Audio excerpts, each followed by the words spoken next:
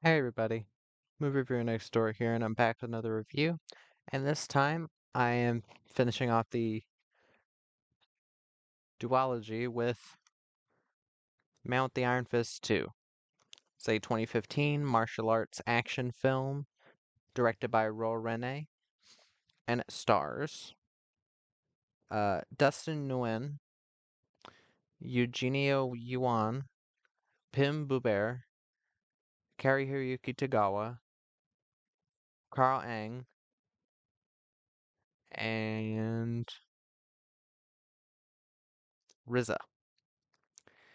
In this film, when a stranger, Thaddeus, is found badly wounded near the village, miner Li Kung and his wife Ani offer him refuge. As he heals, he becomes entrenched in a conflict that pits the townsfolk against the evil Master Ho, his nefarious Beetle clan, and the terrifying Lord Pai. So, what did I think of Mount the Iron Fist 2? Well, I didn't find it as good as the first film, yes. I still enjoyed it for what it was, but I will say that I was a bit disappointed with certain aspects to the film. Let me get to the cast. Dustin Nguyen plays Lee Kung. He's a miner. He's decent in the film. I don't love him. He's one of those actors that I feel is better at the action than he is the acting. Um, but he's an all right lead. Um, Eugenio Yuan as Ani is his wife. She's fine. She's not in the movie much. Pim Buber plays Innocence, his daughter. She's pretty all right too. Cary Tagawa plays Lord Pai, Major Zhang. It's supposed to be a twist later in the film that he's Lord Pai, but it's really not a twist. He does a good job. I think Hiroyuki Tagawa is a nice face to see in a lot of films like this. Um, Carl Ang as Master Ho, he's more of the main villain in this film. He is not a good actor. It's either that or he's not given good direction. And I just think that yeah, that he just doesn't do a good job here, and it might be partly due to the how do I explain this? It might be partly due to the writing again, but I didn't find him to be a scary or intimidating villain. And RZA as Thaddeus or the blacksmith. He kind of plays more of a side role in this film. He's in the film quite a bit, but he's not the main focus like in the first film. But he still does a good job. But that's what I get to with how this film differs from the first. The first Man with the Iron Fists, right here, is a film that I love. I do. I think it really nails what it's going for, being an homage to martial arts films, Chinese, Japanese, anime even. This film more feels like it's trying to be like Thai action movies like Ong Bak, The Protector, Chocolate, like the films of Prancha Picao. I probably fucked up his name. Sorry. But it doesn't feel that connected to the first film. This is supposed to be picking up kind of a bit after the first film, and it's Thaddeus on the road to redemption, and then he gets basically mugged, and he's saved by this miner and his family. But again, he's not really the main character. He's more of a side character, and this kind of feels like Roel Rene was making an unrelated martial arts film, and he was like, you know what, Man with the Iron Fist is kind of cult classic now. Why don't we make this a sequel and give put RZA in the film and have him produce it and do the music again? Which again, he's not directing, but I think that's both a blessing and a curse in certain ways. Blessing because the fights in this film are pretty brutal. Yes, there were a lot of brutal fights in the first one, but depending on how you feel about how they did the CG blood and the violence in that film at certain times where there was a lot of practical, don't get me wrong, but there was also a lot of CGI. Um, this film has maybe one or two-ish moments of really bad CGI blood, and I get the feeling that's only in the unrated cut. Because the unrated cut here is only 1 minute longer, so I'm guessing that's what it was, like small spurts of CGI blood, which I'm not a big fan of. I watch the unrated cut so I can get the most of the movie possible. If I hear that the theatrical cut is way better, then I'll watch the theatrical cut, but I I watch the unrated here. Um, and for the most part, the CG blood and the practical blood effects look really good. And there's some decent gore at points. There's a bit where somebody's head gets smashed open, and there's a bit where Thaddeus like smacks both sides of a guy's head with his iron fists, and the guy's eyes like just disappear. It's There are some really nice bits of violence in this, and that's what you want in a film that is homaging uh, Asian action films. You want nice, brutal fights. Where this film differs from the first is in the style. The style of the fights in this are a bit more down to earth, realistic. In the first, it was kind of like a superhero movie, kind of like, um, say, Crouching Tiger, Hidden Dragon-esque. And while there are a couple moments in this film where I was like, okay, they're using wire work. It's not nearly as much as the first, and it feels more like kind of a blood sport type movie or In Hell. Like it feels like kind of a Jean-Claude Van Damme film, which I'm okay with. Dustin Nguyen is a good fighter. I think he has some really nice fight scenes in this. He's very fast. He's very nimble. Uh, as well as RZA. I think RZA has learned a lot from the first movie because in the first movie he didn't do a lot of martial arts. He was mostly just like kind of boxing him. But here he's doing a bit more of a martial arts thing, and I think it works for the most part for him.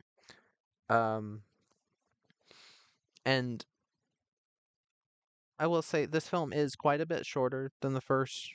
The first, again, I watched the unrated version. It was an hour and 48 minutes, almost 2 hours. This one, again, hour and a half or hour and 31 minutes.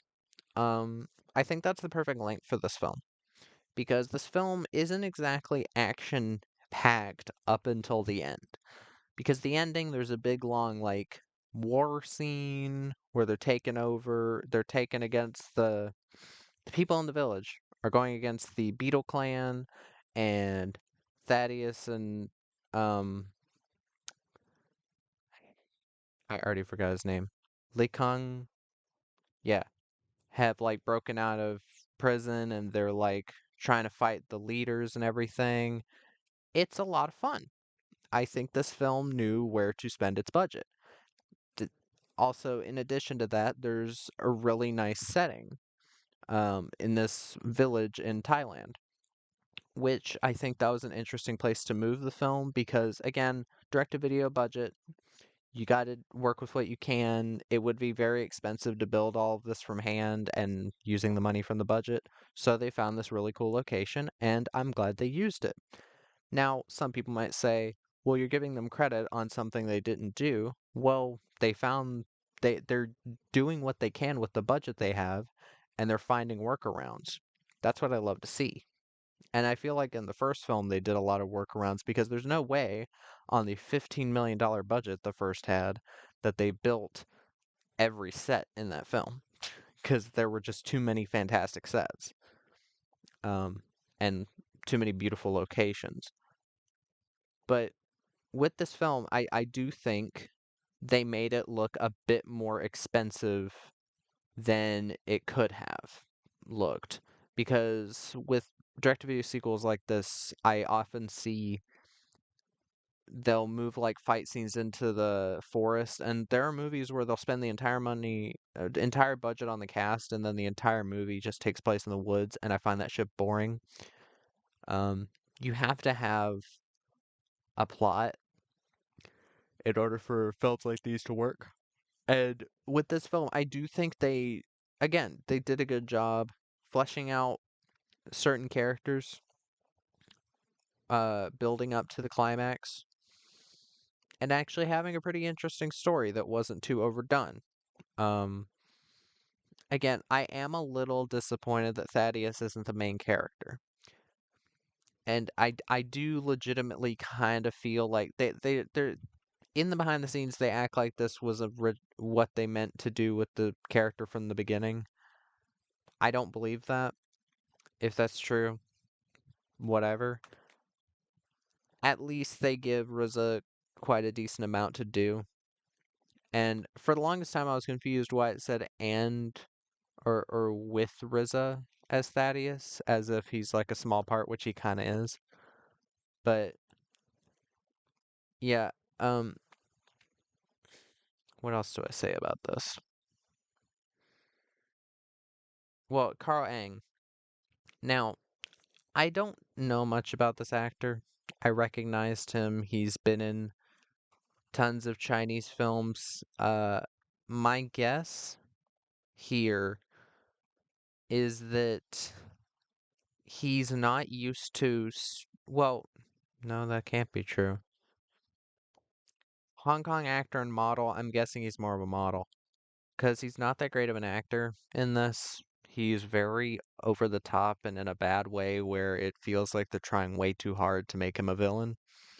In the first film, you had the Silver Lion, Bronze Lion, or Silver Lion, Gold Lion, and Silver. Uh, the fuck were their names? Give me a second. Bronze Lion. Yeah, Bronze Lion, Silver Lion, and Poison Dagger as the villains, and also Brass Body. Which, yes, they were kind of pantomime, but in that film, in the kind of the tone it was going for, which was mostly kind of, yeah, we're taking this kind of seriously, but we're doing it in kind of a wacky style. I guess it sat well with me because those actors may not be the greatest actors, but Byron Mann, Kung Lee, Daniel Wu, I think, and Dave Bautista worked in those roles. I think they have enough acting experience to at least play villains. In this, you only have the two villains, Carl Ang and Cary-Hiroyuki Tagawa. The issue with the villains here, for me, is Cary-Hiroyuki Tagawa, for most of the movie, you're supposed to believe is this good guy, but it's Cary-Hiroyuki Tagawa, and he never plays good guys. So it doesn't make sense to treat him like a good guy because the entire time he's just telling the main character, oh, don't mess with this guy, don't mess with this guy. And it's supposed to read with the audience as, oh, don't mess with him because you'll get hurt and get your family hurt. But it's really, don't mess with him because I don't want you to kill him. And Carl Egg just kind of grated on my nerves whenever he was on screen. It's a good thing he wasn't in the film as much as the main character. And I do think one of the things that makes this film immediately not as good as the first is it doesn't have the cast. Now, I'm not saying because the cast of the first was more famous, but you have more experienced actors, and I don't know, something about the wild, out of kind of like otherworldly fight scenes in the first kind of hooked me a bit more than the fight scenes in this, which were a bit more grounded. I love grounded fight scenes. I love Scott Atkins. I loved Accident Man, Avengement. I liked Close Range. I've liked a lot of his films, and he knows how to do both outlandish and down to earth. but something about the first film stuck with me more, and I was more like, fuck yeah, yeah, kick his ass, fly in the air to him, defend yourself with the fan from all these arrows. I- And with this film, yes, I had moments of that because this film does have quite a few practical effects that look really good, but I don't know, I kind of just wish this film was a bit paced like the first. There are other people that were saying the first was boring, which I don't know how you could possibly think it's boring. Unless, again, you went into it not knowing at all what it was and you hated it because you didn't know what it was. If you go into both of these films knowing what they're doing, which is to say that they're send ups to martial arts films, then I think you'll enjoy them for what they are. I'm not saying you'll love Man with the Iron Fist 2 if you love the first, but I think you could at least give it a chance. Again, it's not super high effort. It's an hour and a half.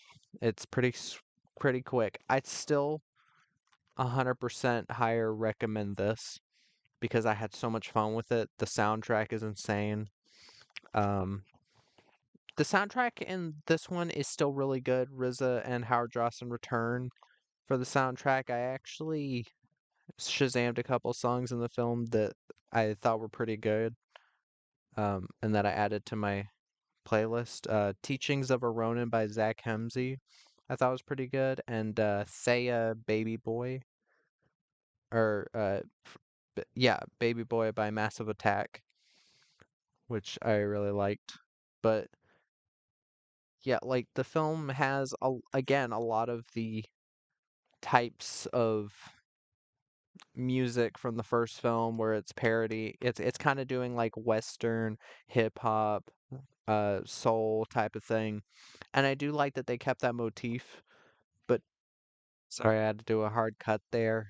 Um, got a bit interrupted, but um, I do like that they kept the whole motif of the first film with the music and doing kind of a mixture because again, RZA's from Wu-Tang Clan, and I while I do think this film gets off to a slow start, I do think by the end it was pretty fun. It knows what it is. Again, it's not trying to be a classic, but it is a fun action movie. Yeah. Um, that's my review of Mount the Iron Fist 2. If you've seen the film, let me know in the comments what you thought. If you have any recommendations, put them there as well. And movie reviewer next door out.